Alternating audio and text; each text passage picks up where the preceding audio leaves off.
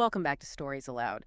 Today we're diving into Unreasonable Hospitality, the remarkable power of giving people more than they expect, a book by Will Guidara that shows how going the extra mile can completely change the way people experience your work, the difference between service and hospitality, and how hospitality always wins. Now, this book, it's not just another take on customer service or management, is it? It feels bigger. It's really about human connection, pulling these incredible lessons from, well, the world of fine dining, but honestly, they apply pretty much everywhere. Our mission today is to really unpack Guidara's approach, find those super impactful insights for you, show you how these unreasonable acts, which go beyond just plain efficiency, can create just priceless value, unforgettable experiences, whether you're running a business or, just living your life. Absolutely. And Will Guidara's story is pretty remarkable. He's the guy who took 11 Madison Park, EMP, which he himself called, I think, a middling brasserie in New York City. Not exactly setting the world on fire initially. And using this exact philosophy we're talking about, he turned it into literally the #1 restaurant in the world. And the key thing, the thing that really drove that transformation, it wasn't just about amazing food or, fancy techniques, though. Yeah, they had that too. But the core of it was this radical shift in how people felt when they walked in the door, moving way beyond just serving guests to, profoundly caring for them. Right, that transformation.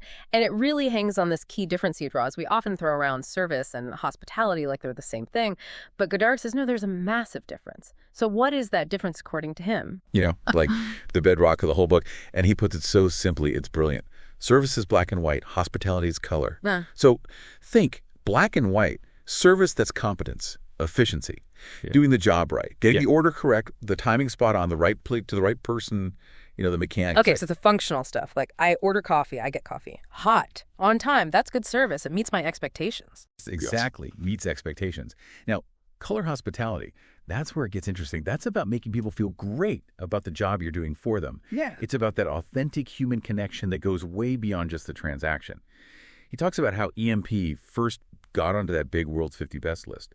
They did it by chasing excellence, right? That perfect black and white service. But here's the thing, what actually shot them up to #1, to the very top. It was what he calls going technicolor. Sure. Offering hospitality that was so personal, so over the top, that really the only word for it was unreasonable. He even tells the story about being devastated when they first landed on the list at number 50, like dead last. Right. And that disappointment actually sparked this crazy idea. He literally scribbled unreasonable hospitality on a cocktail napkin. Wow. So excellence got them in the door, basically. But this wild idea, unreasonable hospitality, took them all the way, but unreasonable. It sounds almost, I don't know, unsustainable, impractical maybe. How does he define it? What's the difference between that and just, being wasteful? That's a really good question. He links unreasonable to seeing something that isn't there yet. Challenging how things are usually done. Kind of like, Walt Disney or Steve Jobs. Seeing a different possibility. He noticed chefs were always praised for being unreasonable about food, right? Obsessing over every little detail.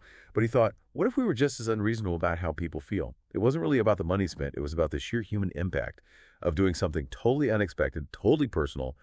And that impact, he found it wasn't unsustainable at all. It was actually the engine driving their success. Okay, that makes sense.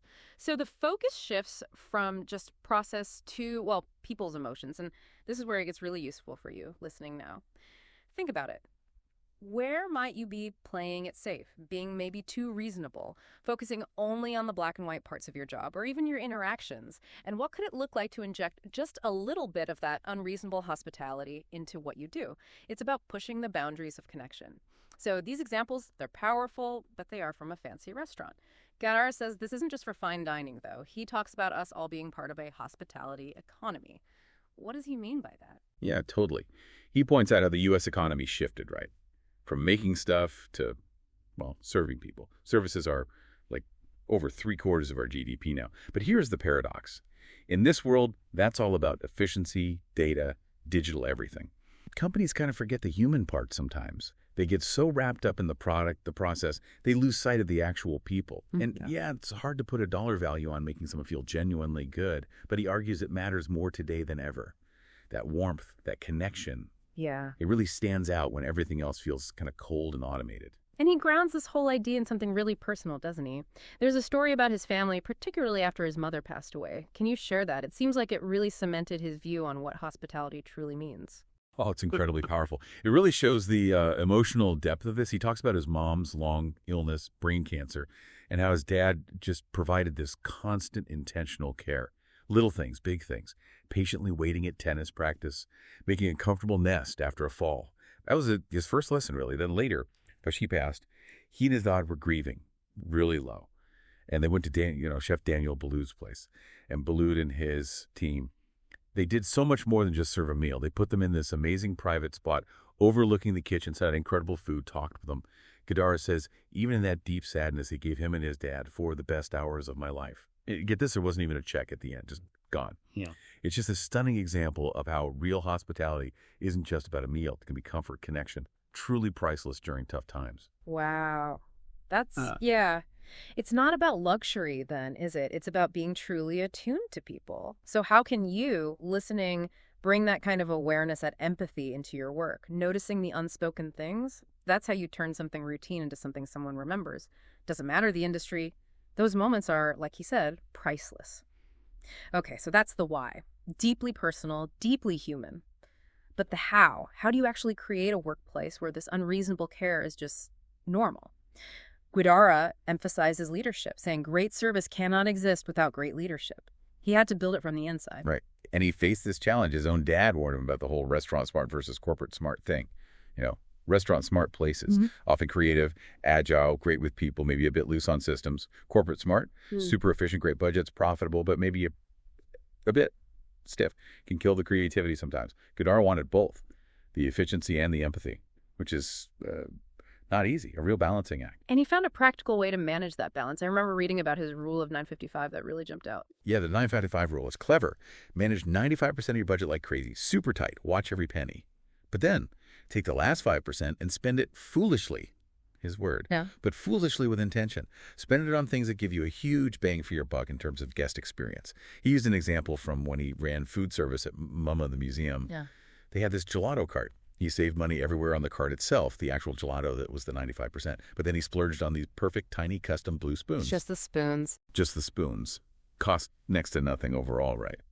But they completely changed the feel of eating that gelato, made it feel special, thoughtful. It wasn't about spending big. It was about that unexpected, delightful detail. And beyond the money, he built trust internally, too. When he first got to EMP, he spent weeks just talking to everyone, every single person on the team, listening. That's how he found these hidden treasures, he called them, like this one guy, Eleazar Cervantes. Eleazar was apparently a pretty subpar food runner, just wasn't clicking, wasn't into the food part.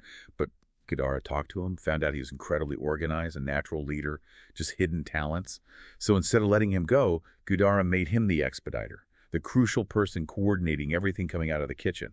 And the Eleazar totally crushed it. The whole restaurant ran better because they found his genius. That's brilliant. Looking past the job title to the actual person's skills. Yeah. Wow. And it sounds like it wasn't just these big moves. He focused on daily communication, too. Oh, absolutely.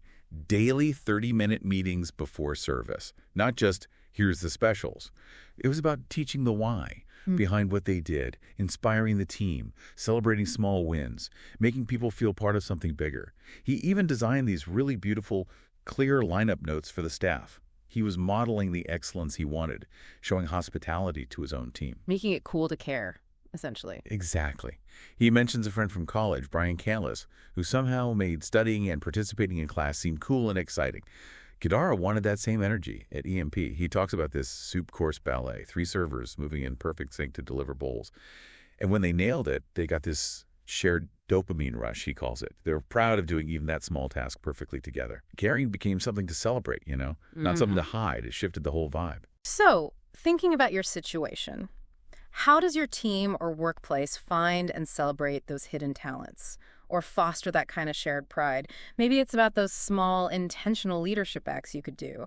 They often make the biggest splash. Okay, so we've got the internal culture humming. Now, how does that translate outwards? Let's talk about the legends. These sound like the big, memorable moments of hospitality Guidara created. Yeah, the legends.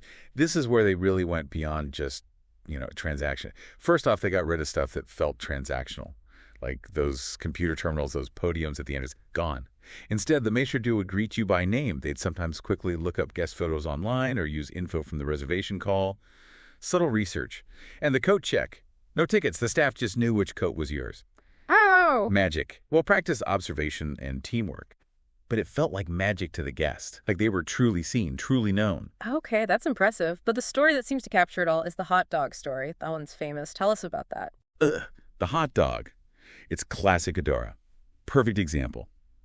He overhears these guests saying, "Oh man, we're leaving New York and we never even tried a street hot dog." Ah. Just sort of lamenting it. So what does Guidara do? Runs outside, buys a $2 hot dog from a street cart, brings it back in, and asks Daniel Hum, the world-class chef, to plate it beautifully, like artfully arrange this street meat. The guests, they apparently freaked out. In a good way, called it the highlight of their whole trip. A $2 hot dog. Exactly. That's the whole point. It wasn't about spending money. It was priceless because it was so unexpected, so personal. It showed they were listening, really listening. That $2 hot dog probably had way more impact than, some super expensive champagne could ever have. It gave them a story. A story. That's key, isn't it? People remember stories. They share stories. To make creating these moments easier, didn't they set up a special team, the Dreamweavers? They did, the Dreamweavers. A dedicated team. They even had a little studio space, basically to brainstorm and create these bespoke gifts and moments. They did all sorts of things. Fake doctor's notes for people joking about needing a nap after lunch, little hangover kits for the morning after, custom Tiffany champagne flutes if a couple got engaged there. Some mentioned loving Star Wars. Boom, they get a custom Star Wars wine decanter. Just wild stuff sometimes. But again, it wasn't about the thing itself so much as the story it created. It let people relive that feeling, share that memory. And think about it, we live in an age where people collect experiences, right? Especially younger folks. These legends were like giving people these incredible, unique experiences to add to their collection. So, thinking about your world again, where are those little moments, those inflection points where a simple, thoughtful thing could become a legend for someone? How can you give someone a story, not just, a product or a standard service? Like that example Guidara gives of the real estate agent. Oh, yeah. Taking the old door gem with the kids' height marks on it for the family when they move. Costs nothing. Costs nothing, means everything. Or the car salesperson who throws in goldfish crackers and a little vacuum for a family buying a minivan. It's just about paying attention, situational awareness, making that connection. Okay, this is all incredibly inspiring. Yeah. But let's be real. 11 Madison Park, dedicated Dreamweavers. The big question is, can this stuff actually scale?